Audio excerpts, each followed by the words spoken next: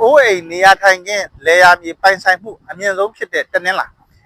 တွေကဒီကာလမှာအိုးအိမ်နေရာထိုင်ခင်းမြေယာလေယာမိုးမြေအစရှိတာတွေထပ်ပြီးတော့ပိုင်ဆိုင်လာဖို့ရှိပါတယ်။ဒါကြောင့်မလို့ဂျိုပြောင်းဂျိုလဲပြက်ကလေးများအရာဆိုလို့ရှိရင်ဒီသင်းချံကြော်ပြီးခြင်းမှာဒီအင်္ဂါဒီတနင်္လာသားသမီးတွေကသူ့ရဲ့မိဖက်အင်္ဂါဗုဒ္ဓနေနံနေနဲ့အတူကောင်းတာတွေ့ရတယ်အလွန်ကောင်းတယ်စီးပွားချမ်းသာလေးတိုးတက်ဖို့ရှိတယ်အိမ်ချမ်းမြေလေယာထိုင်ခင်းလေယာမိုးမြေတိုက်တာအဆောက်အုံနဲ့အမတန်အကျိုးပေးလာပါလိမ့်မယ်တနင်္လာသားသမီးတွေတနင်္လာချိုးနှမင်းကိုမေတ္တာပို့ပါမေတ္တာပွားများပါမေတ္တာဘာဝနာပွားများပါသီလဆောက်တည်ပါလို့ကျွန်တော်ကအကြံပေးပါတယ်ချစ်တော်တနင်္လာများနဲ့အတူကဘာသူကဘာသားအပေါင်းကိုစိတ်နှပြရှင်လန်းချမ်းမြေပါစေ